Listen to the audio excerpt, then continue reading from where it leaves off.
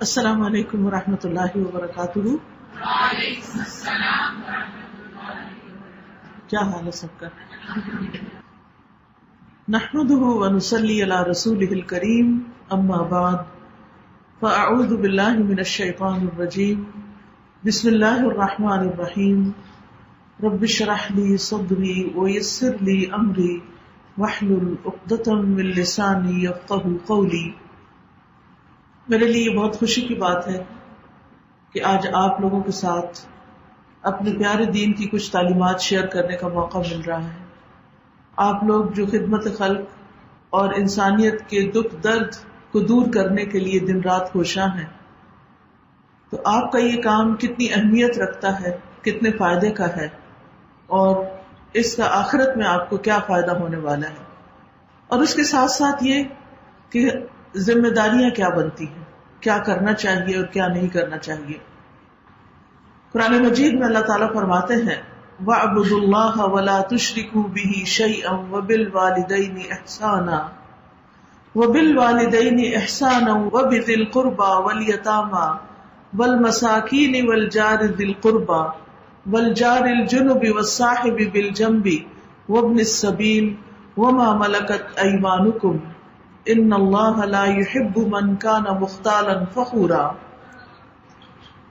اور اللہ کی عبادت کرو اور اس کے ساتھ کسی کو شریک نہ ٹھہراؤ، اور ماں باپ کے ساتھ اچھا سلوک کرو، اور رشتہ داروں کے ساتھ، اور یتیموں کے ساتھ، اور مسکینوں کے ساتھ، اور رشتہ دار ہمسائے اور اجنبی ہمسائے اور پہلو کے ساتھی اور مسافر کے ساتھ، اور ان کے ساتھ بھی جن کے مالک تمہارے دائیں ہاتھ بنے ہیں۔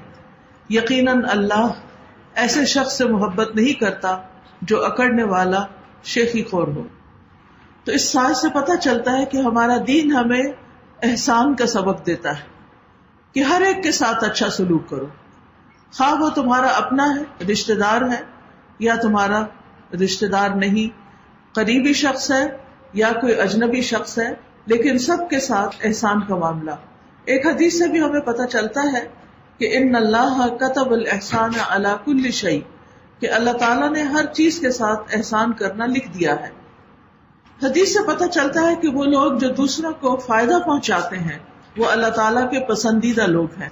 آپ کا پیشہ ایسا ہے کہ جس سے لوگوں کی تکلیفیں دور ہوتی ہیں، ان کو فائدہ پہنچتا ہے، انہیں زندگی ملتی ہے، انہیں صحت ملتی ہے، تو اس سے بڑھ کر کسی کے لیے کوئی کتنا فائدہ مند ہو سکتا ہے کہ جب کوئی شخص دکھ، تکلیف اور پریشانی میں مبتلا ہو تو کوئی ہو جو اس کی مدد کرے اپنے علم، ہنر اور سکلز کے ساتھ۔ ابن عمر کہتے ہیں کہ ایک آدمی نبی صلی اللہ علیہ وسلم کے پاس آیا اور کہا، اے اللہ کے رسول، کون سے لوگ اللہ کو زیادہ پیارے ہیں اور کون سے اعمال اللہ تعالیٰ کو زیادہ پسندیدہ ہے؟ تو رسول اللہ صلی اللہ علیہ وسلم نے فرمایا، وہ لوگ اللہ تعالیٰ کو زیادہ محبوب ہیں جو دوسرے لوگوں کے لیے سب سے زیادہ فائدے کے ہوں، یعنی جو سب سے زیادہ فائدہ پہنچائے وہ سب سے زیادہ اللہ کا پیارا ہے۔ اور اللہ کے نزدیک سب سے پسندیدہ اعمال یہ ہے کسی مسلمان کو خوش کرنا، کسی کی تکلیف کو دور کر دینا، کسی کا قرضہ ادا کر دینا یا اس کی بھوک دور کر دینا، اور جو اپنے بھائی کے ساتھ اس کی ضرورت پوری کرنے کے لیے چلا، یعنی اس کی مشکل میں اس کے ساتھ گیا وہاں تک جہاں اس کی ضرورت پوری ہو، یہاں تک کہ اسے پورا کر دیا، تو اللہ تعالیٰ اس کو اس دن ثابت قدم رکھے گا جس دن قدم ڈگمگا جائیں گے۔ تو اس سے بھی آپ اندازہ لگائیں کہ انسان جو کچھ اس دنیا میں کرتا ہے کسی کے ساتھ، وہی چیز وہ کل آخرت میں اپنے ساتھ ہوتی دیکھے گا۔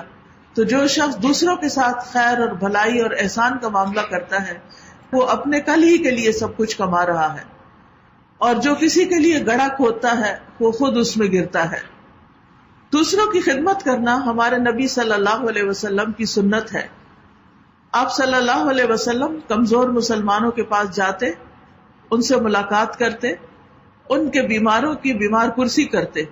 حالانکہ آپ خود کوئی ڈاکٹر نہیں تھے، طبیب نہیں تھے، لیکن جب کوئی بیمار ہو جاتا تو اس کی کیئر کے لیے، اس کی عیادت کے لیے آپ خود تشریف لے جاتے اور ان کے جنازوں میں حاضر ہوتے۔ یاد رکھیے لوگوں کی مدد کرنا ذاتی عبادت سے زیادہ افضل ہے. ایک یہ ہے کہ آپ بیٹھ کر تسبیح کریں یا نفل پڑھیں، یہ بھی اچھی بات ہے، بہت نیکی کا کام ہے. لیکن جب آپ کسی اور کی تکلیف دور کرتے ہیں، کسی اور کی مدد کرتے ہیں، کسی کی خدمت کرتے ہیں، تو یہ اس سے بھی زیادہ افضل کام ہے. رسول اللہ صلی اللہ علیہ وسلم نے فرمایا، مجھے اپنے کسی بھائی کی ضرورت پوری کرنے کے لیے اس کے ساتھ چلنا اس مسجد یعنی مسجد نبوی میں 1 ماہ کے اعتکاف سے زیادہ محبوب ہے. یعنی پورا مہینہ میں اعتکاف کروں، اس سے زیادہ افضل یہ کام ہے کہ میں کسی کی مدد کے لیے اس کے ساتھ چلوں.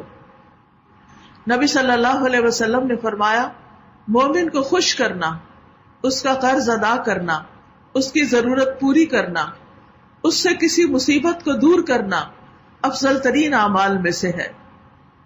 جو شخص دوسرے کی تکلیفیں دور کرتا ہے اللہ اس کے لیے کافی ہو جاتا ہے، یعنی اللہ اس کے کام بنا دیتا ہے. ابو ہریرہ کہتے ہیں کہ رسول اللہ صلی اللہ علیہ وسلم نے فرمایا، جس آدمی نے کسی مومن کی دنیا کی مصیبتوں میں سے کسی مصیبت کو دور کیا، یعنی اس پر کوئی پریشانی آ گئی، کوئی بیماری آ گئی، کوئی دکھ آ گیا، اللہ تعالیٰ قیامت کے دن کی مصیبتوں میں سے کسی مصیبت کو اس سے دور کر دے گا. وہ دن جو بڑی مصیبتوں کا دن ہے، اس کے بدلے میں اس کی وہاں کی مصیبت دور کر دی جائے گی. اور جس نے کسی تنگ دست پر آسانی کی، اللہ اس پر دنیا میں اور آخرت میں آسانی کرے گا. اور جس نے کسی مسلمان کی پردہ پوشی کی، یعنی اس کا عیب ڈھانک دیا، اللہ دنیا اور آخرت میں اس کی پردہ پوشی کرے گا. اسی طرح دوسروں کے کام آنے والوں کے لیے اللہ کی مدد آتی ہے.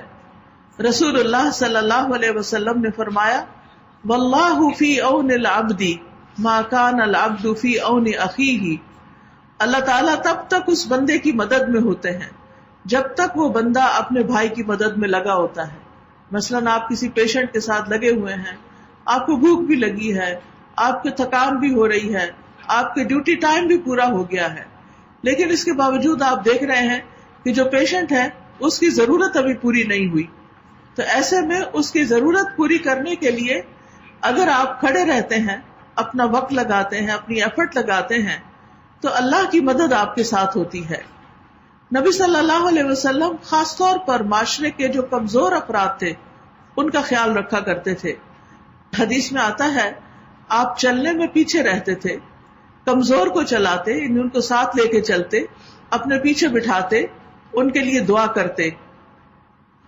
نبی صلی اللہ علیہ وسلم نے یہ بھی فرمایا کہ بیوہ اور مسکین کے لیے دوڑ دھوپ کرنے والا اللہ کے راستے میں جہاد کرنے والے کی طرح ہے، یا رات بھر قیام کرنے والے اور دن کو روزہ رکھنے والے کی طرح. یعنی اگر کوئی شخص کسی مجبور اور بے کس بے سہارا انسان کی مدد کرتا ہے تو وہ ایسے ہے گویا ساری رات اس نے عبادت کی ہے، ساری رات اس نے نفل پڑھے ہیں اور دن کو روزہ بھی رکھا ہے.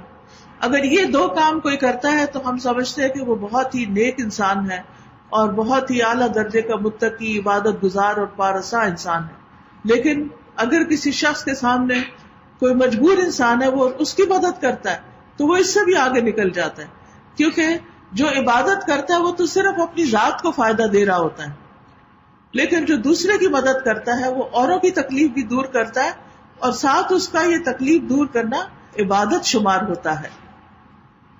پھر یاد رکھیے کہ لوگوں کی مدد کرنے کے لیے، لوگوں کے ساتھ نیکی کرنے کے لیے مختلف طریقے ہوتے ہیں، یعنی صرف ایک ہی طریقہ نہیں ہوتا. انسان ہر طریقے سے فائدہ اٹھا سکتا ہے، ہر چیز کو اپرچونٹی سمجھتے ہوئے اپنے لیے کام کر سکتا ہے. مثلا رسول اللہ صلی اللہ علیہ وسلم نے فرمایا ہر اچھا کام صدقہ ہے. بعض اوقات ہم مال کا صدقہ نہیں کر سکتے، کسی کو پیسے نہیں دے سکتے، لیکن جب ہم کسی کی مدد کرتے ہیں، یعنی جو بھی کسی طرح کسی کے کام آتے ہیں، تو وہ اس کے لیے صدقہ شمار ہوتا ہے. اسی طرح کسی کی تنہائی اور خوف دور کرنا. نبی صلی اللہ علیہ وسلم نے فرمایا نیکی کے کسی بھی کام کو معمولی نہ سمجھنا. خواہ تم کسی اداس آدمی کو جو تنہائی اور خوف محسوس کرے اسے انس اور اپنائیت مہیا کرو. بعض پیشنٹس ہوتے ہیں کہ ان کے اوپر ان کے اٹینڈنٹس نہیں ہوتے، ان کے گھر والے نہیں ہوتے، ان کے مددگار نہیں ہوتے، تو ایکسٹرا کام آپ کو کرنا پڑتا ہے، ان کی دل جوئی کرنی پڑتی ہے، ان کو حوصلہ دینا پڑتا ہے. ہم سب جانتے ہیں کہ اگر ہمیں چھوٹی سی بھی کوئی تکلیف ہو تو ہمیں ایسا لگتا ہے جیسے ہم مر ہی جائیں گے. بخار ہو تو خیال یہ آتا ہے پتہ نہیں اب زندہ بچتے بھی ہیں یا نہیں بچتے. تو ایسی صورت میں انسان کو کبھی بھی پریشان نہیں ہونا چاہیے، اور اپنی پریشانی کو تو انسان کسی نہ کسی طرح اوور کم کر لیتا ہے، لیکن بعض لوگ اس بات کو نہیں سمجھتے. تو ان کو حوصلہ دینا، ان کو تسلی دینا، چاہے بیماری کتنی بھی خطرناک کیوں نہ ہو، مریض کے اندر سے امید نہیں ختم ہونی چاہیے. اور ہم دیکھتے ہیں کہ بعض اوقات مریض جو ہے وہ موت کے منہ سے واپس آ جاتے ہیں. اگر ان کی زندگی ہوتی ہے تو وہ دوبارہ صحیح سلامت ہو کے دنیا میں کام کاج کرنے کے قابل ہو جاتے ہیں. تو اس لیے ان کی تسلی کرانا، اور اگر پریشان کن بات بھی ہو تو ان کے سامنے نہ کرنا، یہ بھی بہت بڑی نیکی ہے. اسی طرح لوگوں سے انس کرنا، ان کو کمفرٹیبل کرنا، یہ بڑا ضروری ہے. مثلاً اگر کوئی ڈاکٹر ہے تو مریض کو ہاتھ لگاتے ہوئے پیار سے ہاتھ لگائے. اگر ہاتھ ٹھنڈے ہیں تو پہلے سے بتا دے کہ میرے ہاتھ ٹھنڈے ہیں. یا اگر کہیں اس کا ایگزامینیشن کرنے میں کوئی تھوڑی سی پین انوالوڈ ہے یا کوئی بھی تکلیف، تو اس کو باتوں میں لگا کے اس کی تکلیف کم کر دینا، اور اس کو کہنا نہیں تھوڑی سی دیر کی بات ہے، اسے حوصلہ دینا، تسلی دینا، یہ بھی بہت بڑی نیکی کی بات ہے. نبی صلی اللہ علیہ وسلم نے فرمایا کسی نیکی کو حقیر نہ سمجھو، اگرچہ کسی کو ایک رسی ہی دے دو. بعض اوقات ساتھ والا کوئی کام کر رہا ہوتا ہے اور اس کا پین ختم ہو جاتا ہے، اس کی کوئی اکوپمنٹ میں اسے کچھ چاہیے ہوتا ہے، کوئی مدد چاہیے ہوتا ہے. اب جیسے نرسز ڈاکٹرز کے ساتھ کھڑے ہو کر ان کو اکوپمنٹ پکڑا رہے ہوتے ہیں، تو بعض اوقات انسان تھک جاتا ہے یا بور ہو جاتا ہے. تو ایسے میں بھی اپنا حوصلہ بلند رکھنا چاہیے کہ یہ بہت بڑا نیکی کا کام ہے، اور اس میں میری جاب تو ہے ہی، لیکن میرے لیے اس میں بہت بڑا اجر بھی ہے اور ثواب ہے جو کل میری قبر میں اور حشر کے دن میرے کام آئے گا، جہاں کوئی بھی رشتہ دار، دوست انسان کے کام نہیں آئے گا. تو آپ صلی اللہ علیہ وسلم نے فرمایا کسی نیکی کو حقیر نہ سمجھو، ہاں کسی کو رسی ہی دینا ہو، کسی کو جوتی کا تسمہ ہی دینا ہو، یا اپنے ڈول میں سے کسی دوسرے مانگنے والے کے برتن میں کچھ پانی ڈالنا ہی ہو، لوگوں کے راستے میں سے کوئی چیز دور کر دینا جس سے ان کو تکلیف ہو رہی ہے، اپنے بھائی سے خندہ پیشانی سے ملنا اور ملاقات کر کے اس سے سلام کرنا. بعض اوقات ہم سمجھتے ہیں کہ مریض تو ہمارے قابو میں، ہم ان کے ساتھ جو بھی سلوک کریں، نہیں، وہ بھی انسان ہے، اور اس بستر پر آج اگر وہ ہے تو کل ہم بھی ہو سکتے ہیں. اس وقت کسی بھی مریض کی جگہ اپنے آپ کو رکھ کے دیکھنا چاہیے کہ اگر میں یہاں ہوں تو میں کیا ایکسپیکٹ کروں کہ ڈاکٹر میرے ساتھ کیا کرے، وہی سلوک اس کے ساتھ کرنا چاہیے. اگر ہم ایک نرس ہے تو ہمیں یہ دیکھنا چاہیے کہ اگر میں اس بستر پر ہوں، کیونکہ کسی بھی انسان کو بیمار ہوتے، پریشان ہوتے دیر نہیں لگتی، تو اگر کوئی اور اس جگہ پر ہے تو اس وقت دیکھنا چاہیے کہ اگر میں یہاں پر ہوں تو میں اپنے لیے کیا چاہوں گا. تو وہی سلوک پھر جو اپنے لیے ہم چاہتے ہیں وہ اس کے ساتھ کرنا چاہیے. مریضوں کے ساتھ اسمائل کر کے بات کرنا، ان کو سلام خود سے کرنا، ان کا حال پوچھنا. پھر فرمایا یا زمین میں اجنبی سمجھے جانے والوں سے انس و محبت کا مظاہرہ کرنا. یعنی کہ ظاہر نئے نئے پیشنٹس ہوتے ہیں، نئے نئے لوگ ہوتے ہیں، تو ہم ان کو جانتے تو نہیں ہوتے. عموماً ہم جن لوگوں کو جانتے ہیں، جان پہچان ہے، محبت ہے، دوستی ہے، رشتہ داری ہے، تعلق داری ہے، ان کے ساتھ تو ہم اچھی طرح پیش آتے ہیں، ایکسٹرا کیئر کرتے ہیں ان کی. لیکن جو بیچارے اجنبی ہوتے ہیں ان کو ہم پوچھتے بھی نہیں. تو یہاں یہ بتایا جا رہا ہے کہ ان سے بھی انس و محبت کا اظہار کرنا ہے. وہ بھی تو انسان ہے نا، آخر وہ بھی تو ہمارے بھائی ہیں، ان کے اندر بھی جان ہے، وہ بھی تکلیف میں ہے. تو اصل بات یہ ہے کہ ہم نے جو کچھ کرنا ہے اللہ کے لیے کرنا ہے اور اللہ سے اس کا اجر چاہنا ہے. اسی طرح نبی صلی اللہ علیہ وسلم نے فرمایا آدمی کا اپنے بھائی کی مدد کرنا صدقہ ہے، اور اسے پانی کا ایک گھونٹ پلانا بھی صدقہ ہے. یعنی باقی ہر کوئی تو اپنا پانی خود اٹھا کے پی لیتا ہے، لیکن بیمار کو بعض اوقات اسپون فیڈنگ کرنی پڑتی ہے، پلانا پڑتا ہے. تو ہر چمچ جو آپ اس کے منہ میں ڈال رہے ہیں، یا آپ اس کو ڈرپ لگا رہے ہیں، یا کوئی بھی چیز، تو نیت یہ کر لے کہ اس سے مجھے اجر ملے، کیونکہ ہر قطرہ جو اس کے جسم کے اندر جا رہا ہے وہ آپ کے لیے اجر و ثواب کا باعث بنے گا. پھر اسی طرح نابینا کے ساتھ چلنا. نبی صلی اللہ علیہ وسلم نے فرمایا تمہارا اپنے بھائی کو دیکھ کے مسکرانا صدقہ ہے، نیکی کا حکم دینا اور برائی سے روکنا صدقہ ہے، کسی بھولے بھٹکے کو راستہ بتانا تمہارے لیے صدقہ ہے. نابینا کے ساتھ چلنا صدقہ ہے. یعنی اگر اس کو راستہ نہیں مل رہا یا اسے سڑک پار کروانا ہے یا اور اسی طرح کا کوئی، یعنی کچھ لوگ تو ہوتے ہیں کہ اپنے کام خود کر لیتے ہیں، لیکن جو لوگ اپنا کام خود نہیں کر سکتے ان کو سپورٹ چاہیے ہوتی ہے کسی قسم کی، تو خوشی سے وہ سپورٹ دینی چاہیے، کیونکہ یہ بھی ہمارے حق میں صدقہ لکھا جاتا ہے. اور صدقہ جو ہے وہ بلاؤں کو ٹالتا ہے. آج ہم کسی کی تکلیف دور کر رہے ہیں، کسی کی مدد کر رہے ہیں، کل انتہائی مشکل وقت میں کوئی ہماری مدد کو اللہ تعالیٰ بھیج دے گا. کبھی کبھی ہم کہتے ہیں نا پتہ نہیں کون سی نیکی کام آئی اور یہ تو رحمت کا فرشتہ بن کے اس وقت میرے پاس آ گیا، اگر یہ نہیں آتا تو پتہ نہیں میرے ساتھ کیا ہو جاتا. تو وہ ہم بھول چکے ہوتے ہیں کبھی ہم نے بھی کسی کی ایسے ہی مدد کی ہوتی. تو اللہ سبحانہ وتعالیٰ تو گن گن کے رکھتا ہے، وہ تو کسی کا اجر بھی ضائع نہیں کرتا. آج ہم کسی کے ساتھ زیادتی کر رہے ہیں، بد اخلاقی کر رہے ہیں، اس کو تکلیف دے رہے ہیں، کیئر لیسنس کو مظاہرہ کر رہے ہیں، تو کل یہ سب کچھ لکھا جا رہا ہے، یہ سب کچھ جمع ہو رہا ہے، اور وہ کل ہمارے لیے بھی ویسا ہی لکھا جائے گا. اور اگر ہم کسی کے ساتھ اچھا کر رہے ہیں تو وہ سب بھی اکٹھا کیا جا رہا ہے، لکھا جا رہا ہے. پھر اسی طرح یہ ہے کہ کام کرنے میں یہ بڑا امپورٹنٹ ہوتا ہے کہ کچھ لوگ ہمارے اوپر ہوتے ہیں، کچھ ہمارے نیچے ہوتے ہیں، کچھ ہمارے ساتھ کے ہوتے ہیں. ان سب کے ساتھ اچھا معاملہ کرنا بڑا ضروری ہے. جو تو اوپر والا ہے اس کی بات ماننا، اس کی اطاعت کرنا، جس کو امیر کہا جاتا ہے، یہ بڑا ضروری ہے. نبی صلی اللہ علیہ وسلم نے فرمایا جس نے امیر کی اطاعت کی اس نے میری اطاعت کی، اور جس نے امیر کی نافرمانی کی اس نے میری نافرمانی کی. پھر اسی طرح باقی لوگ جو کلیگز ہوتے ہیں یا پھر باقی سٹاف ہوتا ہے اور اپنے ماتحت ہوتے ہیں، سب آرڈینیٹس ہوتے ہیں، اندر کام کر رہے ہوتے ہیں، تو ان کے ساتھ بھی اچھا سلوک کرنا ضروری ہے. رسول اللہ صلی اللہ علیہ وسلم نے جب بھی کبھی کسی کو کسی لشکر کا امیر بنایا تو خاص طور پر اسے اللہ کا تقوی اختیار کرنے کا حکم دیا، اور جو اس کے ساتھ لوگ ہیں ان کے ساتھ بھلائی کرنے، یعنی جو لوگ ہمارے انڈر کام کر رہے ہوں ان کے ساتھ خیر خواہی بڑی ضروری ہے. ان کے بارے میں جو ہماری ذمہ داری ہے اور ان کے جو حقوق ہیں ان کو پورا کرنا ضروری ہے. ابو ذر کہتے ہیں کہ میں نے عرض کیا اے اللہ کے رسول، کیا آپ مجھے گورنر نہیں بنائیں گے؟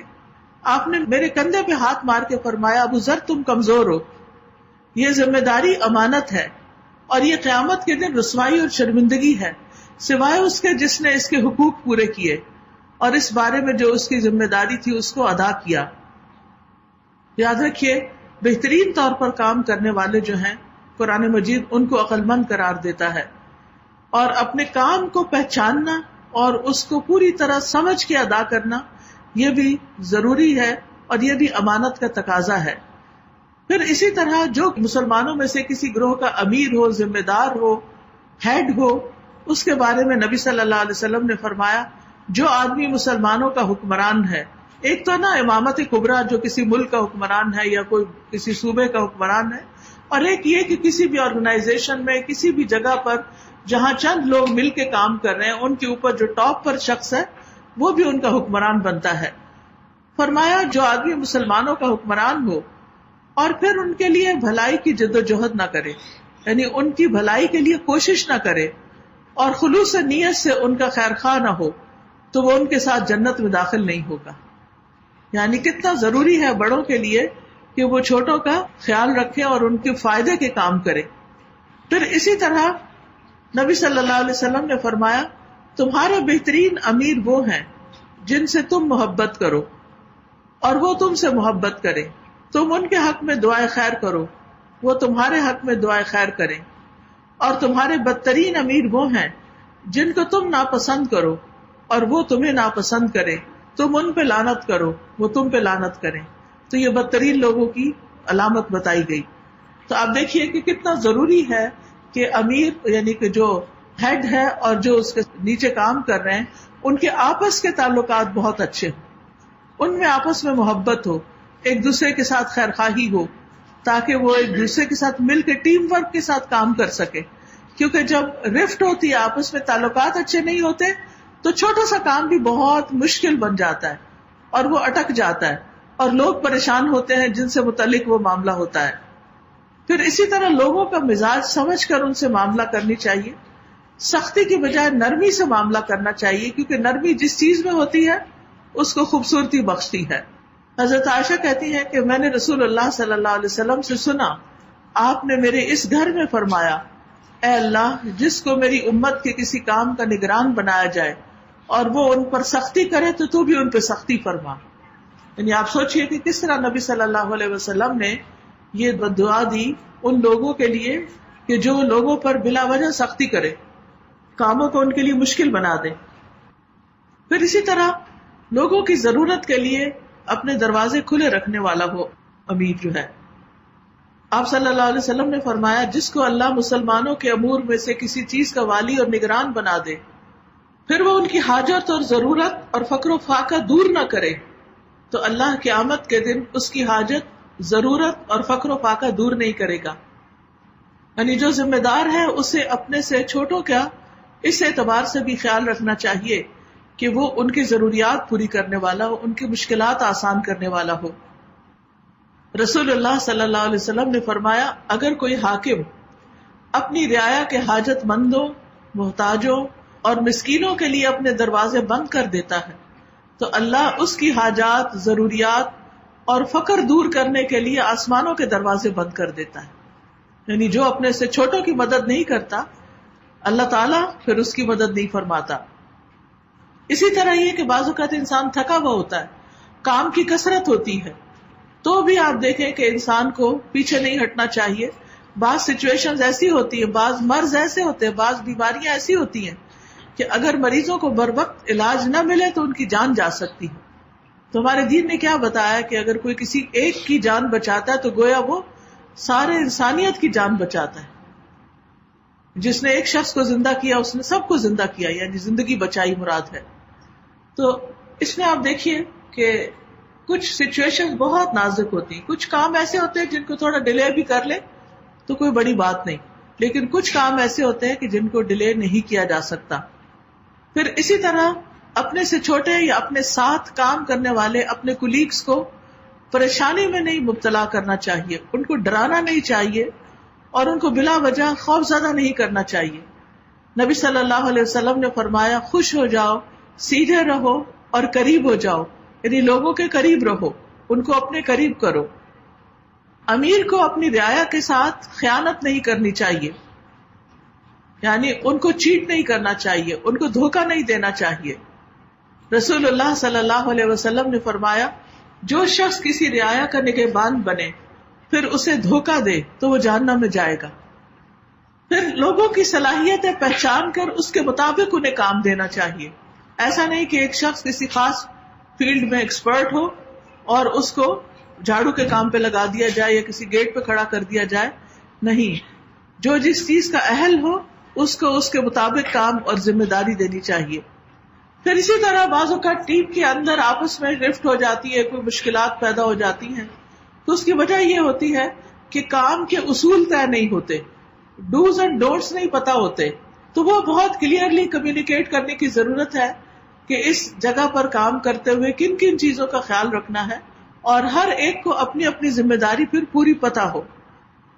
نبی صلی اللہ علیہ وسلم نے ابو موسیٰ اور معاذ بن جبل کو یمن بھیجتے ہوئے فرمایا کہ خوشخبری دینا، نفرت نہیں پھیلانا، آسانی پیدا کرنا، مشکلات میں نہیں ڈالنا، ایک دوسرے کی بات ماننا، آپس میں اختلاف نہیں کرنا. چنانچہ ان دونوں میں سے ہر ایک کا خیمہ تھا جس میں وہ ایک دوسرے سے ملنے کے لیے آتے رہتے تھے اور بہت اچھی طرح ایک دوسرے سے نباہ کیا. پھر اسی طرح اپنے نیچے کام کرنے والوں کے درمیان عدل کرنا، یہ نہیں کہ ایک کے اوپر بہت ذمہ داری ڈال دی. ہمارے آفیسز میں عام طور پر یہ ہوتا ہے کہ جو کام کرتا ہے اس کو کام ملتا ہی چلا جاتا ہے، اس کو چھٹی بھی نہیں ملتی، اور جو نہیں کرتا وہ نہیں کرتا.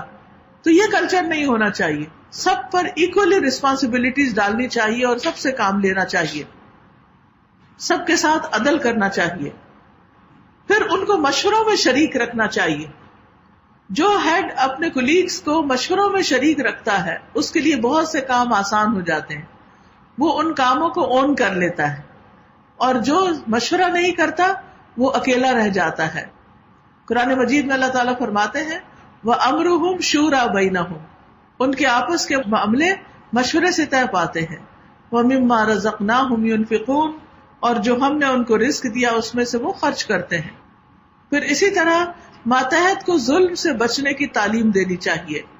نبی صلی اللہ علیہ وسلم نے معاذ بن جبل کو جب یمن بھیجا تو آپ نے انہیں ہدایت کی کہ مظلوم کی بد دعا سے بچتے رہنا. یعنی آپ سے متعلق جتنے بھی لوگ ہوتے ہیں، چاہے آپ کے اندر کام کر رہے ہیں، مثال کے طور پر آپ کسی اسکول میں کام کر رہے ہیں، تو چاہے کوئی پیرنٹس ہیں یا ٹیچرز ہیں یا بچے ہیں یا اور ورکرز ہیں، مالی ہیں، گیٹ کیپرز ہیں، کوئی بھی، جتنے بھی لوگ آپ کے انٹریکشن میں آتے ہیں اس ڈیوٹی کے حوالے سے، یا ایک ہاسپٹل میں کام کر رہے ہیں تو اس میں جتنے بھی لوگ آپ کے انٹریکشن میں آتے ہیں ان سب کے ساتھ اچھا سلوک کرنا چاہیے، کسی کے ساتھ ظلم نہیں کرنا چاہیے، کیونکہ مظلوم کی بد دعا سے ڈرتے رہو. اس دعا اور اللہ کے درمیان کوئی پردہ نہیں ہوتا. ایسا نہ ہو کہ ایک غریب انسان جس کے ساتھ کوئی زیادتی ہو گئی ہو، اس کی بد دعا سے بڑے بڑے کام خراب ہو جائیں. پھر اسی طرح اپنے زیر تحت لوگوں کا احساس کرنا چاہیے. ہر وقت صرف حکم نہیں چلانے چاہیے، ان کی تھکاوٹ، ان کی نیند، ان کے بوجھ، ان کی ذمہ داری کا بھی احساس ہونا چاہیے. اور اس میں آپ دیکھیے کہ حضرت معاذ بن جبل جو تھے وہ لوگوں کو نماز پڑھاتے تھے. تو جب انہوں نے لمبی نماز پڑھائی تو نبی صلی اللہ علیہ وسلم نے ان کے ساتھ ناراضگی کا اظہار کیا اور فرمایا افتان انت یا معاذ، کیا تم لوگوں کو فتنے میں ڈالنے والے ہو. پھر اسی طرح یہ ہے کہ غصے میں آ کے غلط فیصلے نہیں کرنے چاہیے. ہم انسان ہیں، کمزور ہیں، کبھی کوئی غصہ دلا دیتا ہے، غصے میں آ بھی جاتے ہیں، تو ایسی صورت میں اس وقت کوئی ڈیسیژن نہیں لینا چاہیے. بعض اوقات غصے میں ہم وہ فیصلہ کر دیتے ہیں جو ہمارے لیے بھی نقصان دہ ہے، دین کے لیے نقصان دہ ہے، دوسرے کے لیے بھی نقصان دہ. پھر اسی طرح آپ دیکھیے کہ بگاڑ پیدا کرنے والے شخص سے ذمہ داری واپس لے لینی چاہیے. جب ثابت ہو جائے، پتہ چل جائے کہ یہ کام ٹھیک نہیں کرتا تو پھر اس کو کام نہیں دینا چاہیے. قرآن پاک میں اللہ تعالیٰ فرماتے ہیں ان اللہ یأمرکم ان تؤدوا الامانات الی اہلھا، اللہ تمہیں حکم دیتا ہے کہ تم امانتیں ان کے اہل کے سپرد کرو. پھر اسی طرح اگر کوئی چھٹی کرنی پڑے یا کہیں اور جانا پڑے تو اپنی ذمہ داری دوسرے کو ہینڈ اوور کر کے جانی چاہیے، ایسے ہی خاموشی کے ساتھ نہیں جانا چاہیے. مثلاً اگر ایک نرس کی ڈیوٹی چینج ہو رہی ہے اور مریض کو کسی خاص چیز کی ضرورت ہے تو وہ پراپرلی نیکسٹ نرس کو گائیڈ کر کے جائے کہ اب اس مریض کے ساتھ پیچھے کیا ہو چکا ہے، آگے کیا ہونا چاہیے، تاکہ وہ صحت کی طرف چلے، نہ کہ مزید نیگلیجنس کی وجہ سے بیمار ہو. اسی طرح جو سٹاف ہے اس پر لازم ہوتا ہے کہ وہ اپنے امیر کی بات مانے، اپنے ہیڈ کی بات مانے. قرآن مجید میں اللہ تعالیٰ فرماتے ہیں یا ایھا الذین آمنوا اطیعوا اللہ واطیعوا الرسول واولی الامر منکم، اے ایمان والو اللہ اور اس کے رسول کی اطاعت کرو اور ان لوگوں کی جو تم میں سے صاحب امر ہوں، یعنی جو تمہارے ذمہ دار ہیں ان کی بات مانو.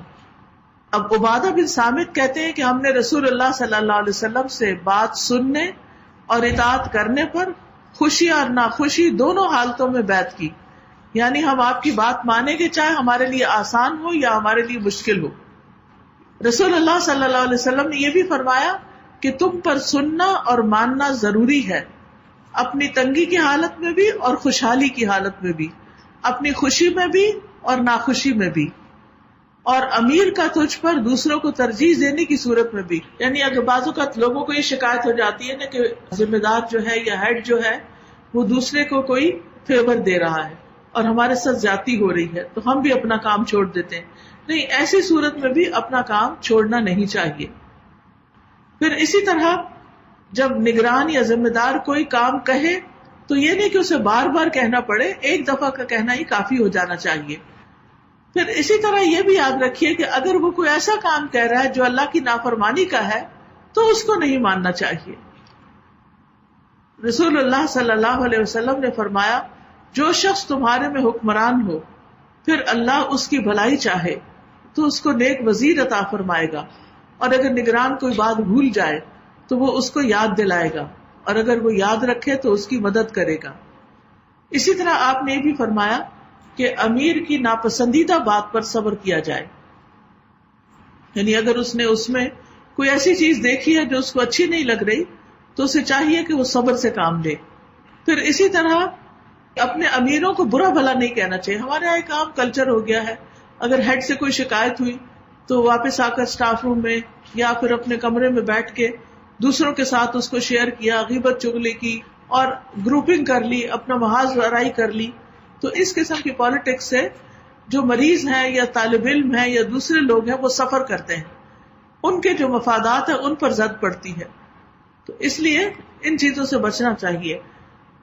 انس بن مالک کہتے ہیں کہ ہمیں رسول اللہ صلی اللہ علیہ وسلم کے کبار صحابہ نے منع کیا. انہوں نے کہا اپنے امیروں کو برا بھلا نہ کہو، نہ ان کو دھوکہ دو، نہ ان سے بغض رکھو، اور اللہ کا تقوی اختیار کرو اور صبر کرو، کیونکہ قیامت کا معاملہ قریب ہے. یعنی انسان کی موت کے ساتھ ہی اس کی قیامت شروع ہو جاتی ہے اور انسان کو پھر فوراً ہی اپنے اعمال کا حساب دینا ہوگا. پھر اسی طرح کسی کام کے لیے اجازت لینا بھی ضروری ہوتا ہے. یعنی اجتماعی کاموں میں چپکے سے کھسک نہیں جانا چاہیے، بلکہ پوچھ کر اجازت لے کر غائب ہونا چاہیے. پھر اسی طرح اگر امیر یا ہیڈ کوئی غلط کام کر رہا ہے تو بہت ادب کے ساتھ، احترام کے ساتھ اس کو اس کی غلطی بھی بتا دینی چاہیے. پھر آپس کے جو سٹاف کے تعلقات ہیں وہ بھی بہت اچھے ہونے چاہیے. قرآن مجید میں اللہ تعالیٰ فرماتے ہیں والمؤمنون والمؤمنات بعضهم اولیاء بعض یأمرون بالمعروف وینہون عن المنکر ویقیمون الصلاة ویؤتون الزکاة ویطیعون اللہ ورسولہ اولئک سیرحمہم اللہ ان اللہ عزیز حکیم.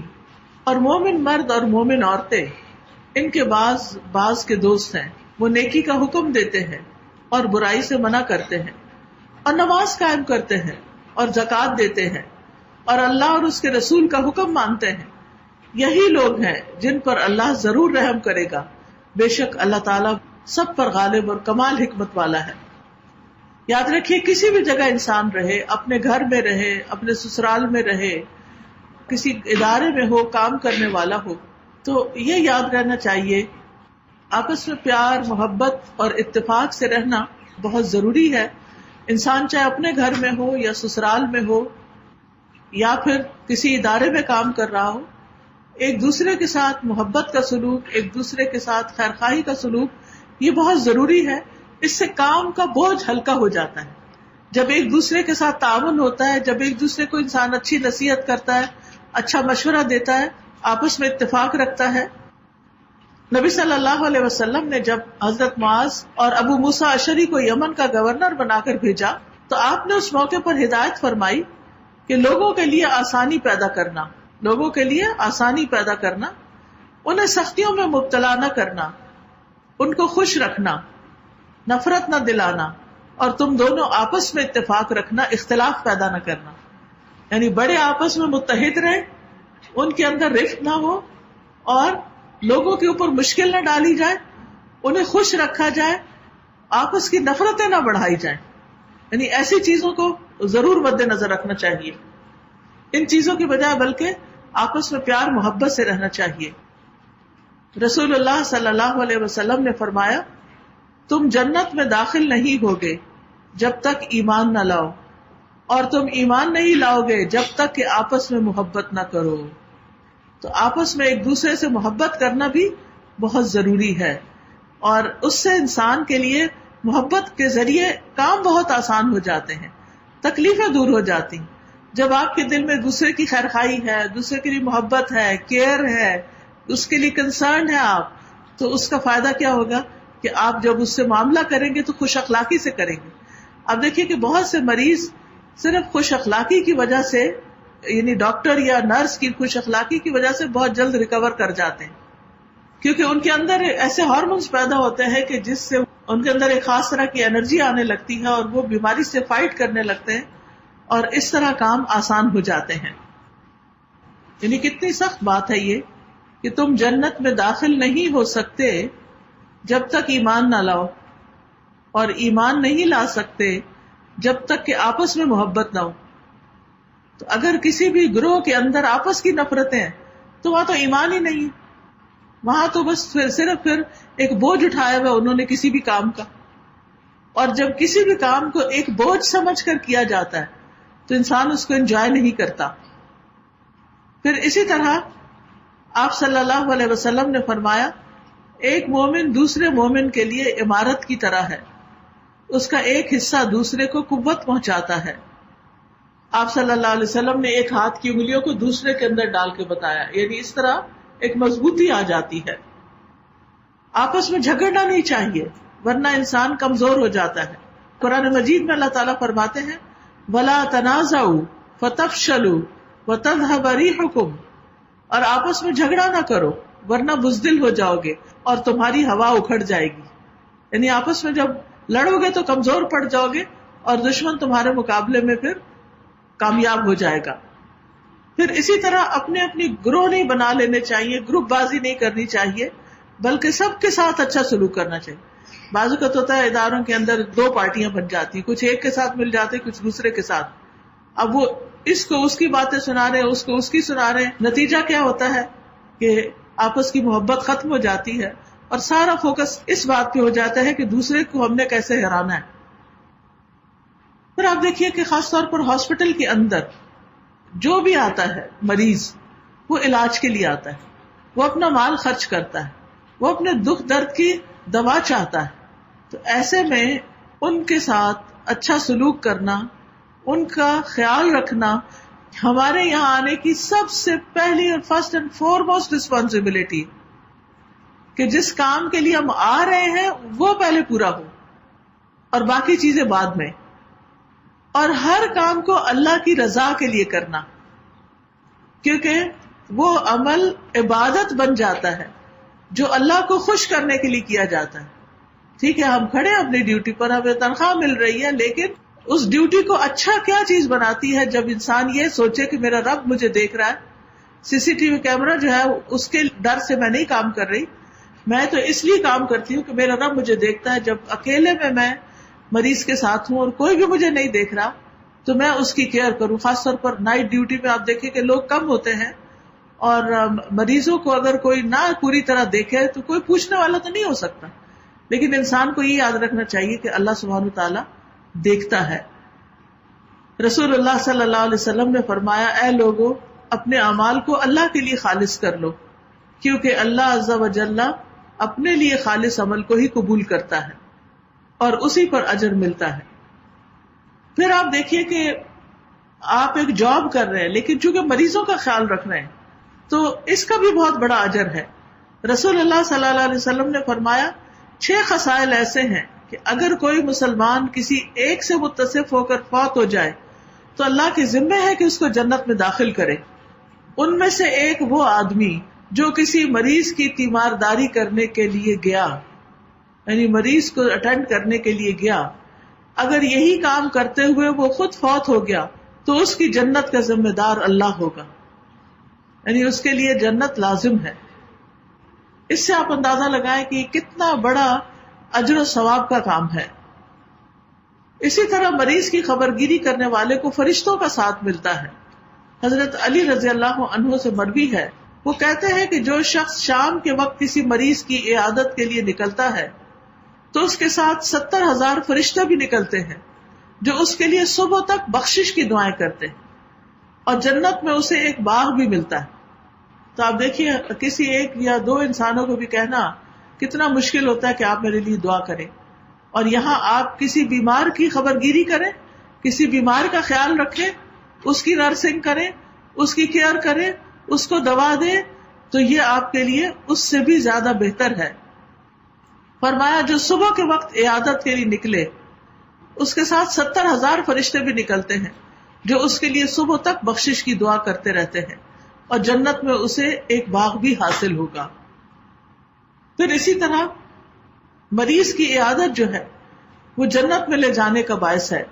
رسول اللہ صلی اللہ علیہ وسلم نے فرمایا جو کسی بیمار کی عیادت کرے، عیادت کا مطلب ہے اس کے پاس جائے، اس کو دوا دے، اس کو مساج کر دے، اس کی کنگھی کر دے، اس کو کسی بھی طرح اس کا خیال رکھے، یا اپنے بھائی سے اللہ کی خاطر ملاقات کرے، تو آسمان سے ایک پکارنے والا پکارتا ہے کہ تم بھی پاک ہو اور تمہارا چلنا بھی پاک ہے اور تم نے جنت میں گھر بنا لیا. کتنا بڑا اجر و ثواب کا کام ہے خالص اللہ کی رضا کے لیے مریضوں کا خیال رکھنا اور ان کے پاس جانا. صحابہ کرام جو تھے وہ اس بات کو بہت سیریسلی لیتے اور بہت خوشی سے یہ کام کیا کرتے تھے، یعنی مریضوں کی عیادت. کیونکہ مریض خود پروڈکٹیو نہیں رہتا، کبھی وہ بات بھی نہیں کرتا، کبھی اس سے کچھ ہوتا نہیں، تو لوگ عام طور پر اس کو اپنے اوپر بوجھ سمجھنے لگتے ہیں اور پھر اس سے جلد جان چھٹکارا چاہتے ہیں. لیکن اگر انسان اللہ کی رضا کے لیے اس کی خدمت کرتا ہے تو کتنا بڑا اجر و ثواب ہے. اور صحابہ اس کے لیے کتنے حریص ہوتے تھے. حضرت ابو بکر کے بارے میں آتا ہے کہ رسول اللہ صلی اللہ علیہ وسلم نے فرمایا آج تم میں سے کس نے روزے کی حالت میں صبح کی؟ تو ابو بکر نے کہا میں نے. آپ نے فرمایا تم میں سے کس نے مریض کی عیادت کی؟ ابو بکر نے کہا میں نے. آپ نے فرمایا تم میں سے کس نے جنازے میں شرکت کی؟ ابو بکر رضی اللہ عنہ نے کہا میں نے. آپ نے پوچھا آج کس نے مسکین کو کھانا کھلایا؟ ابو بکر رضی اللہ عنہ نے کہا میں نے. تو نبی صلی اللہ علیہ وسلم نے اس پر فرمایا کہ جب کسی شخص میں ایک ہی دن یہ 6 خصلتیں شامل ہو جائیں تو وہ جنت میں ضرور داخل ہوگا. یعنی یہ 6 کے 6 کام اس کو ایک دن کرنے کا موقع مل گیا، اور اس میں ایک مریض کی عیادت ہے، ایک روزہ رکھنا ہے، ایک جنازے میں شرکت کرنا ہے، ایک مسکین کو کھانا کھلانا ہے، اور پھر ہے عمدہ اخلاق، اچھے اخلاق سے پیش آنا. چاہے وہ اریٹیٹ ہی کر رہے ہوں ہم، وہ ان کا کام ہے، وہ ان کا اخلاق ہے، اور ہمارا اخلاق کیا ہے؟ بہترین اخلاق ہے. رسول اللہ صلی اللہ علیہ وسلم نے فرمایا لوگوں میں سب سے بہتر وہ ہے جس کا اخلاق زیادہ اچھا ہے. پھر آپ دیکھیے نرمی اختیار کرنا، مریضوں کے ساتھ نرمی سے پیش آئیے، نرمی سے ہاتھ لگائیے، نرمی سے ٹیکا لگائیے، نرمی سے دوا کھلائیے، نرمی سے اٹھائیے بٹھائیے لٹائیے، جو بھی چیز ہے اس میں نرمی رکھیے.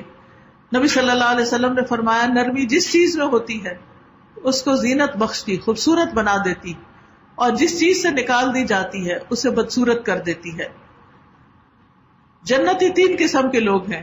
ایک وہ آدمی جو رشتہ داروں اور مسلمانوں کے لیے مہربان اور نرم دل ہے، یعنی نرمی کا معاملہ کرتا ہے. اور لوگوں میں سے بہترین وہ ہے جو ان کے لیے سب سے زیادہ فائدہ مند ہے، دوسروں کے لیے فائدہ مند بن جائیے. ایک اور حدیث میں ہے مومن بندوں کی مثال ان کی آپس میں محبت اور رحم دلی اور شفقت اور تعاون میں ایک جسم کی طرح ہے. جب جسم میں کسی عضو کو تکلیف ہوتی ہے تو اس کا سارا جسم نیند نہ آنے اور بخار چڑھ جانے میں اس کا شریک ہو جاتا ہے. پھر اسی طرح مومن دوسرے کی تکلیف پہ بھی تڑپتا ہے، کیونکہ سارے مومن ایک جسم کی طرح ہیں. پھر ایک دوسرے کی ضروریات اور حاجات کے لیے قریب رہنے کی ضرورت ہے. زبان اور ہاتھ سے سلامت رہنا چاہیے دوسروں کو ہم سے. مریض کے ساتھ خیر خواہی، جو چیز اس کے فائدے کی ہے وہ کی جائے، نہ کہ جو وہ چاہتا ہے. بعض اوقات ہم کہتے ہیں چلو مریض کے ساتھ اچھا سلوک کرو، اب مریض کہتا ہے کہ مجھے اور علاج نہیں کرانا، یا مجھے یہاں سے نکال دیں، یا میں یہ دوائی نہیں کھانا چاہتا، تو یہ اس کے ساتھ خیر خواہی نہیں. اگر آپ سمجھتے ہیں کہ خیر خواہی کسی اور چیز میں ہے تو پیار سے اس کو سمجھا دیں. پھر اسی طرح خیر خواہی ہر مسلمان کا حق ہے. مریض کے ساتھ وہ معاملہ کریے جو اپنے لیے پسند کرتے ہیں. پھر دھوکے اور ظلم اور تحقیر سے بچنا چاہیے. ابو ہریرہ رضی اللہ عنہ کہتے ہیں کہ رسول اللہ صلی اللہ علیہ وسلم نے فرمایا تم لوگ ایک دوسرے سے حسد نہ کرو، نہ ہی ایک دوسرے کے خلاف ریٹ بڑھاؤ. یعنی ہوتا ہے نا، 2 دکاندار چیز بیچ رہے ہوتے ہیں تو وہ پھر مقابلے بازی پہ آ جاتے ہیں، اور کبھی قیمت کم کر دیتے ہیں، اور کبھی جب آکشن ہوتی ہے تو قیمت بڑھا دیتے ہیں. اور نہ ہی ایک دوسرے سے بغض رکھو، نہ ہی ایک دوسرے سے روگردانی کرو، اور تم میں سے کوئی کسی کی تجارت پر تجارت نہ کرے. اے اللہ کے بندو، بھائی بھائی بن جاؤ. آپ نے فرمایا مسلمان مسلمان کا بھائی ہے، نہ اس پر ظلم کرتا ہے، نہ اسے ذلیل کرتا ہے، نہ اس سے جھوٹ بولتا ہے، اور نہ اسے حقیر سمجھتا ہے. اور آپ نے اپنے سینے کی طرف اشارہ کر کے فرمایا کہ تقویٰ یہاں ہے، یعنی اللہ کا ڈر یہاں ہے، جو اصل میں موٹیویشنل فیکٹر ہے سارے اچھے کام کرنے کا. فرمایا آدمی کے برا ہونے کے لیے یہی کافی ہے کہ وہ اپنے مسلمان بھائی کو حقیر سمجھے. ایک مسلمان کا خون اور مال اور اس کی عزت اور آبرو دوسرے مسلمان پر حرام ہے. یعنی جا کے مریضوں کی باتیں ادھر ادھر نہیں کرنی چاہیے، ان کے عیب نہیں کھولنے چاہیے، کیونکہ مریض کو تو بعض اوقات اپنی ہوش نہیں ہوتی، نہ وہ استنجا کر سکتا ہے، نہ وہ اپنے کپڑے تبدیل کر سکتا ہے. تو ظاہر اسپتال کا عملہ یہ سب کچھ کرنا ہوتا ہے، لیکن اس میں بھی اگر وہ کوتاہی کرتے ہیں، یا پھر وہ جو کوئی چیز دیکھتے ہیں اور وہ باہر جا کے گھر میں بتاتے ہیں، تو یہ کسی مسلمان کے عیب کو چھپانا نہیں بلکہ دکھانا ہے لوگوں کو، اور جو کسی کا عیب اچھالے گا اللہ اس کو اس کے گھر میں رسوا کر سکتا ہے۔ پھر دوسروں کے حقوق ادا کرنا اور اپنا معاملہ اللہ کے سپرد کر دینا۔ بعض اوقات ایسا ہوتا ہے ہم کسی سے اچھا کر رہے ہوتے ہیں، وہ نہیں کرتا جواب میں، تو انسان کو اپنی طرف سے اچھا کر کے باقی معاملہ اللہ کے حوالے کر دینا چاہیے، بہت طول نہیں دینا چاہیے، جھگڑوں کو بہت لمبا نہیں ہو جانا چاہیے۔ پھر معمولی سی چیز میں بھی آپ مدد کر سکتے ہیں۔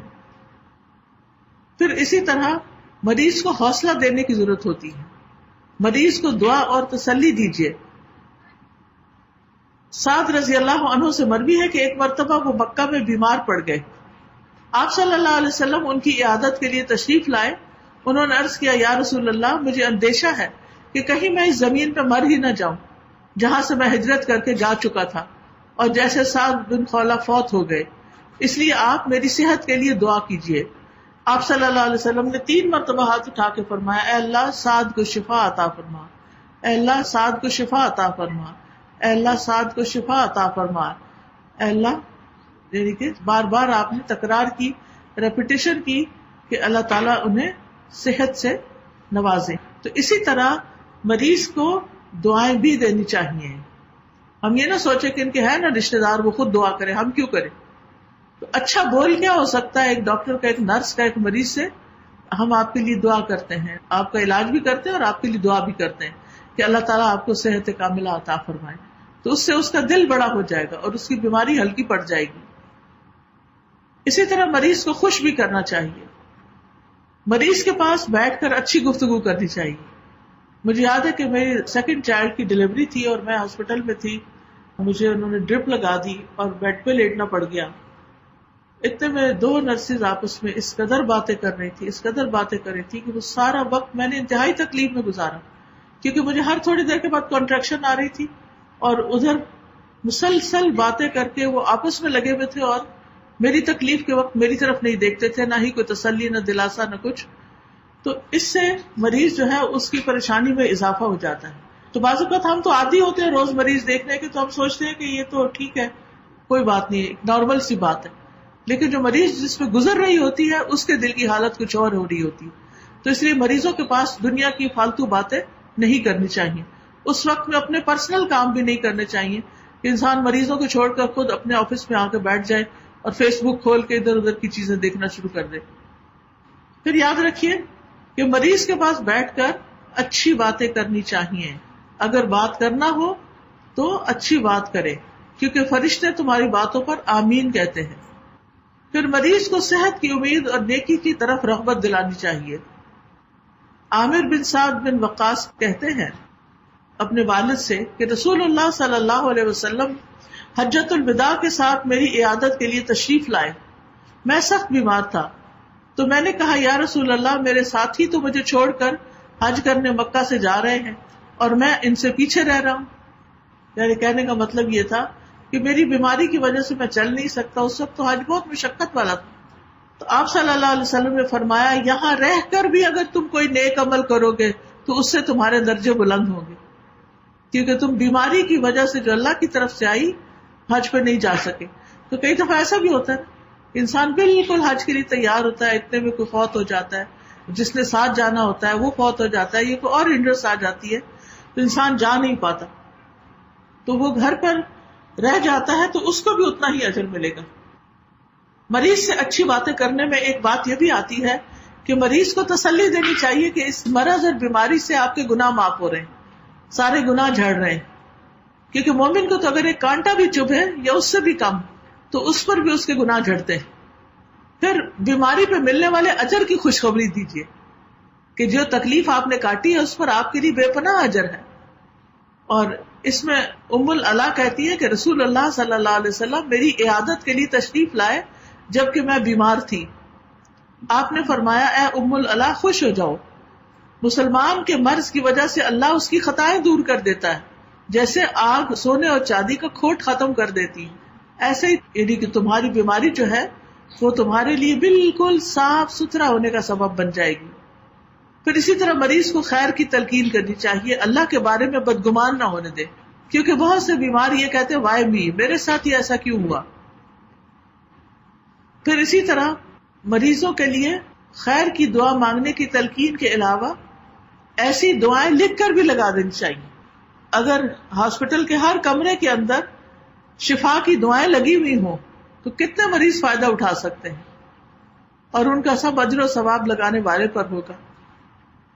پھر اسی طرح خیر کی دعا مانگنے کی تلقین کرنی چاہیے. مریض کو اللہ کی پہچان کرانی چاہیے. مریض کو احساس دلانا چاہیے کہ شفا اللہ کے ہاتھ میں, ڈاکٹر تو کوشش ہی کر سکتا ہے اور کوشش آپ کے لیے ہو رہی ہے. پھر اسی طرح مریض کو اس دعا کے اوپر لگا دینا چاہیے, اسأل اللہ العظیم رب العرش العظیم ان یشفیہ, کیونکہ حدیث میں آتا ہے کہ جو شخص کسی مریض کی عیادت کرے جس کو ابھی موت قریب نہ آئی ہو, اور وہ 7 مرتبہ اس پر یہ دعا پڑھ کر تھوکے تو اس مریض کو شفا ہو جائے گی انشاءاللہ. پھر مریض کو صدقہ کرنے کی تلقین کرنی چاہیے. رسول اللہ صلی اللہ علیہ وسلم نے فرمایا اپنے مریضوں کا علاج صدقے سے کیا کرو. اور پھر انسان کو مریض کے پاس اچھے بول بولنے چاہیے. یاد رکھیے پھر کہ ہم یہ سب کیوں کر رہے ہیں, کیونکہ اللہ کا حکم ہے, ہماری تقدیر کا حصہ ہے, ہم نے یہ علم پڑھا ہے, ہم پر یہ قرض ہے. تو اس لیے اس کام کو آسان طریقے سے کرنے کے لیے احسن اسٹریٹجیز استعمال کیجیے. پھر مریض کی طرف سے اگر رویہ تلخ ہو تو انسان کو ہمت نہیں ہارنی چاہیے. بعض مریض بہت بڑبڑاتے رہتے ہیں, برا بھلا کہتے ہیں, تو انسان حوصلہ ہار دیتا ہے کہ کیا فائدہ, میں نے نہیں جانا, کوئی اور جائے اٹینڈ کر لے, وہ تو بہت زبان دراز ہے. جی جو بھی ہے, لیکن وہ مریض تو ہے نا, اور آپ کا فریضہ تو ہے, اس لیے اس میں آپ یعنی آلٹرنیٹ دے سکتے ہیں مریض کو, جس سے اس کا دھیان بڑھ جائے. پھر اسی طرح تکلیف دہ باتوں پر صبر کرنا, معاف کرنا اور درگزر کرنا. لوگوں کے منفی رویے پر اپنا اخلاق خراب نہ کرنا, یعنی کوئی اگر برا کر بھی رہا ہے تو اس سے متاثر ہو کے برا نہیں کرنا. پھر اسی طرح مریض کے جو رشتہ دار ہوتے ہیں ان کی بھی کچھ ذمہ داریاں ہوتی ہیں. انہیں بیماری کے معاملے میں اللہ کی ذات پر بھروسہ کرنا چاہیے اور تقدیر پر راضی رہنا چاہیے. حدیث میں آتا ہے جو مصیبت بھی آتی وہ اللہ کے اذن سے آتی ہے, اور جو شخص اللہ پر ایمان لائے تو اللہ اس کے دل کو ہدایت بخش دیتا ہے, اور اللہ ہر چیز جاننے والا ہے. پھر اسی طرح یہ ہے, آپ صلی اللہ علیہ وسلم نے فرمایا کسی مومن کو جب کوئی تکلیف یا ایذا یا بیماری یا رنج, حتیٰ کہ اسے فکر ہی لاحق ہو, تو اسے اس کے گناہوں کا کفارہ بنا دیا جاتا ہے. تو بڑی بڑی بیماریاں جن میں لوگ اسپتالوں میں پڑے ہوئے ہوں, ان کی بیماری ان کے گناہوں کی معافی کا ذریعہ کیوں نہ ہوگی, اس میں ان کا علاج بھی کرنا چاہیے اور ان کو تلقین بھی کرنی چاہیے کہ وہ معافی مانگ لیں. پھر اسی طرح صبر کا دامن تھامنا چاہیے, کیونکہ جب تک انسان صبر نہیں کرتا یہ ساری تعلیمات پر عمل کرنا مشکل ہوتا ہے. پھر ہر حال میں شکر گزاری کرنی چاہیے. پھر نا امیدی اور ناشکرہ پن سے بچنا چاہیے. نا امیدی سے رکنا بہت ضروری ہے. بیمار کو اور بیماری کو برا بھلا نہیں کہنا چاہیے. اللہ سے ہمیشہ اچھا گمان رکھنا چاہیے. سٹاف اور ڈاکٹر سے بدظن نہیں ہونا چاہیے, ان کو برا بھلا نہیں کہنا چاہیے, کیونکہ کبھی ہسپتال میں ڈیتھ ہو جائے تو سارا بلیم ڈاکٹرز پہ دے دیتے ہیں کہ انہوں نے خیال نہیں کیا. پھر اسی طرح ان کی عزت کرنی چاہیے, اپنی زبان کی بھی حفاظت کرنی چاہیے, اور دوسروں کو بلیم کرنے سے بھی بچنا چاہیے. عملے اور ڈاکٹرز کا شکر گزار ہونا چاہیے, اپنے واجبات اچھے طریقے سے ادا کرنے چاہیے, اپنے دل کو سب کی طرف سے صاف رکھنا چاہیے, اور دوسروں کے بارے میں دل کو سلامت رکھنا چاہیے. یہ تھی چند باتیں ان لوگوں کے لیے کہ جن کا پبلک ڈیلنگ ہوتی ہے, بیماروں کو دیکھتے ہیں, ان کی خدمت کرتے ہیں. یہ ایک بہت بڑا اجر و ثواب والا کام ہے, لیکن اس ثواب کو ختم نہ کیجیے شیطان کے بندے میں پھنس کر. جو تعلیمات قرآن اور سنت نے دی ہیں ان پر اگر عمل کیا جائے تو نہ صرف یہ کہ ہمارا یہ شعبہ بہت زیادہ سمجھدار ہو جائے, بلکہ اس کے تو فعل اور بھی بہت سے شعبے بہترین ہو جائے. اللہ سبحانہ وتعالی ہمیں کچھ کرنے کی توفیق عطا فرمائے. وآخر دعوانا ان الحمد للہ رب العالمین. یہ کچھ چیزیں ہم نے تیار کی تھی الوداع میں جو بیماروں, مریضوں اور ڈاکٹرز وغیرہ کو فائدہ دے سکتی ہیں. ایک تو یہ آیات شفا ہے کہ جو بھی بیمار ہو مریض ان کو کوئی پڑھ کے ان کے اوپر دم کرے یا وہ خود اپنے لیے پڑھیں. یہ قرآن و سنت سے اوتھینٹک ثابت ہے. اسی طرح درد کا بہترین نسخہ یہ ایک وظیفہ ہے چھوٹا سا کہ 3 دفعہ بسم اللہ پڑھ کے درد والی جگہ پہ ہاتھ رکھ کے 7 دفعہ یہ دعا پڑھی جائے جو اس پر لکھی ہوئی ہے, تو انشاءاللہ اس کو فائدہ ہوگا. پھر اسی طرح یہ ہے کہ ایک کتاب ہے میرا جینا میرا مرنا، اس میں بہت تفصیل کے ساتھ یعنی سب کے لیے ہدایات لکھی ہوئی ہیں. اس میں بیماری اور علاج اور کن چیزوں سے علاج کرنا چاہیے اور کس کس چیزوں کا خیال رکھنا چاہیے. اسی طرح یہ شفا کی آیتیں جو ہیں انگلش میں بھی ہیں، بعض لوگ اردو نہیں پڑھ سکتے، اور بہترین گفٹ دینے کے لیے وہ ہے کسی مریض کو جب گفٹ دینا چاہے تو یہ فلاور بھی بنا ہوا ہے اس کے اوپر. بعض لوگوں کو یہ شک ہوتا ہے کہ ان پہ جادو کر دیا گیا ہے، تو یہ کتاب ہے جادو حقیقت اور علاج، کہ اگر جادو ہو گیا تو اس کا پھر علاج کیسے کریں. پھر اسی طرح ہر طرح کی دعائیں جو ہیں وہ ایک کتاب میں جمع کر دی گئی ہیں. دعا کیجیے، اس میں والدین کے لیے، اولاد کے لیے، بیماری کے لیے اور مختلف مسائل کے لیے دعائیں بتائی گئی ہیں. پھر مریض کے لیے بشارتیں ہیں. یہ 30 days کا کیلنڈر ہے. مریضوں کے پاس اگر ان کو بڑا کر کے بھی تھوڑے سے بینر بنا کے کمروں میں لگا دیے جائیں اور ہسپتال میں مختلف جگہوں پر لگا دیا جائے تو جو بیمار آئے ان کا حوصلہ بڑھے اور وہ مایوسی کی باتیں نہیں کریں. تو اس میں آپ دیکھیے کہ جیسے ہر مرض قابل علاج ہے، پھر صدقے سے علاج کرنا، پھر یہ کہ بیماری بخشش اور رحمت کا سبب ہے، بیماری پاک کرنے والی ہے. تو مختلف فلارز بھی بنے ہوئے ہیں اور یہ کیلنڈر ہے. اس کو اگر ٹیبل پر رکھ دیا جائے اور روزانہ ڈاکٹر جو ہے وہ ایک ایک حدیث دوسرے مریضوں کو سناتے رہیں، یہ جتنی دیر مریض آپ کے پاس بیٹھا ہے اس کی نظر ادھر ادھر تو پڑتی ہے، تو وہ سامنے سے یہ پڑھتا رہے تو انشاءاللہ آپ کے لیے بہترین صدقہ جاریہ ہوگا. پھر اسی طرح حفاظت کی دعائیں. وائرسز تو ہر جگہ ہوتے ہیں لیکن اپنی حفاظت خود بھی کرنی چاہیے، یعنی دعائیں پڑھ کے اللہ سے حفاظت لینی چاہیے، اور اس کے لیے صبح شام کے یہ اذکار ہیں، پروٹیکشن کی دعائیں ہیں. اسی طرح لا الہ الا اللہ، خاص طور پر جو مر رہا ہو اگر اس کے ساتھ پڑھا جائے اور کتنے فائدے اور اجر ہیں، تو یہ لا الہ الا اللہ پڑھنے کا کارڈ ہے. بہت سے مسائل کا حل استغفار میں ہے، تو بخشش کی دعائیں مانگنی چاہیے. یہ ایک پنک کارڈ ہے جس میں یہ دعائیں لکھی ہوئی ہیں. کوئی بھی مسئلہ آپ کا اٹکا ہوا ہے، شادی ہے، بچہ ہے، کوئی اور ہے، تو یہ کثرت سے پڑھ کے اللہ سے دعا کرنی چاہیے. اسی طرح زندگی کے مختلف مسائل کے بارے میں دعائیں ہیں، قرآنی اور مسنون دعائیں جو قرآن کی آیات اور نبی صلی اللہ علیہ وسلم کی مانگی ہوئی دعائیں ہیں. تو ان دعاؤں کو پڑھ کر بھی، یہ خود بھی کتابیں آپ لے سکتے ہیں اپنے لیے بھی اور دوسروں کو گفٹ دینے کے لیے. علم جو ہے وہ مرنے کے بعد بھی صدقہ جاری ہے. مثلاً آپ نے یہ کتاب کسی کو لے کر دے دی اور بعد میں آپ دنیا سے بھی چلے گئے اور وہ اس کو پڑھ رہا ہے، تو اس کے پڑھے ہوئے کا ثواب بھی آپ کو پہنچتا رہے گا. تو اس لیے علم کو پھیلانے میں ہم سب کو ایک دوسرے کا مددگار ہونا چاہیے.